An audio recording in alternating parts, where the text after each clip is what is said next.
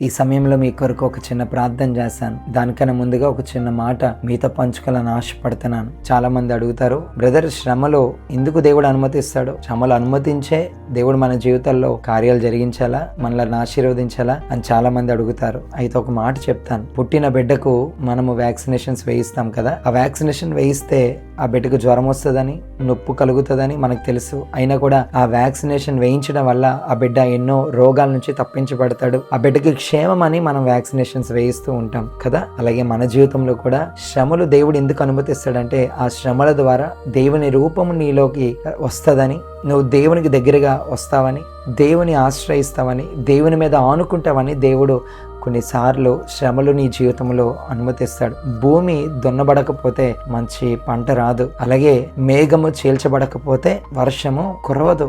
అలాగే ఆత్మీయ జీవితంలో అగ్ని కొలుములో మనం కాల్చబడకపోతే మనకి యేసయ్య రూపము రాదు. బంగారము ఎప్పుడైతే అగ్నిలో కాల్చబడుతుందో దాని విలువ పెరిగిపోతుంది. అలాగే మనము కూడా శ్రమల కొలిమిలో మనం కాల్చబడుతూ ఉన్నప్పుడు మన విలువ ఇంకా పెరుగుతుంది. ప్రియులరా, నీకు శ్రమ కలుగుతున్నప్పుడు దేవుని మీద ఆధారపడు.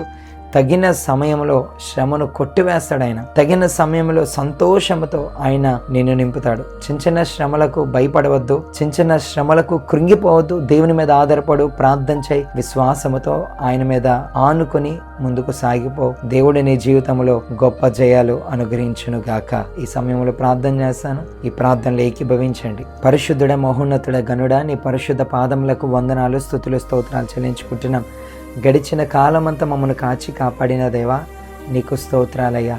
అయ్యా, నీకు ఇష్టం లేని కార్యాలు మాలో ఏమున్నా కూడా దయతో తీసివేయండి. నీకు ఇష్టలుగా జీవించే కృప దయచేయండి. ఈ సమయంలో ఎవరైతే శ్రమల్లో, ఇబ్బందుల్లో, ప్రతికూల పరిస్థితుల్లో ఉన్నారో దేవా, వారిని లేవనెత్తండి అయ్యా, వారిని దర్శించండి అయ్యా. వారి సమస్యల్లో, వారి పోరాటాల్లో వారికి జయము దయచేయమని వేడుకొనిచ్చిన. ఉద్యోగాలు లేని వారికి మంచి ఉద్యోగాలు దయచేయండి. ఎగ్జామ్స్ రాసి ఉన్నారు, ఎగ్జామ్స్ లో గొప్ప జయము దయచేయండి. అనారోగ్యంతో ఉన్న వారిని ముట్టి స్వస్థపరచండి. ప్రతి కుటుంబంలో ఐక్యత, సమాధానము, శాంతి ఉండునుగాక అని ప్రార్థిస్తున్నాను. ఆర్థిక పరమైన ఇబ్బందులతో సతమతమవుతున్న వారిని లేవనెత్తండి. సమృద్ధిలోకి వారిని నడిపించమని వేడుకొని వచ్చిన. రక్షణ లేని వారికి రక్షణ దయచేయండి అయ్యా.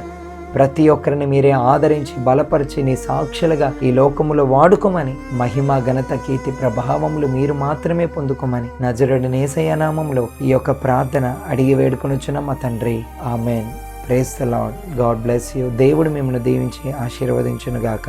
ఆమెన్.